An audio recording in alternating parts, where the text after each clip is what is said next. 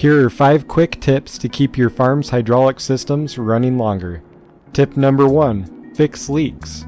The number one cause of hydraulic failures is contamination.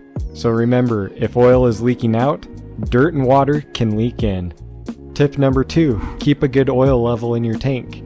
Too much can cause oil to be pushed out of the breather when cylinders are run or because of thermal expansion.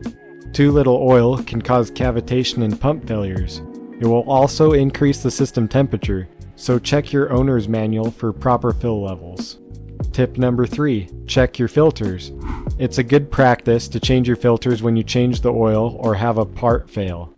It's also becoming more and more common for filters to have a visual indicator of when they need to be replaced, so check these regularly.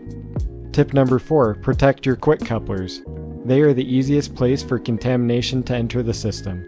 If I had a nickel for every time I saw a machine with the quick couplers hanging in the dirt or in the snow. Tip number 5. I know it's not possible for everyone, but keep your machines out of the sun and weather if you can. Thermal expansion can easily blow seals of valves, motors, and cylinders.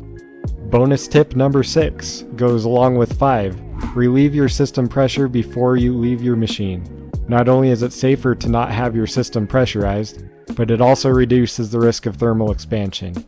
You can relieve system pressure by turning your tractor or pump off, and then running cylinder functions in both directions a few times.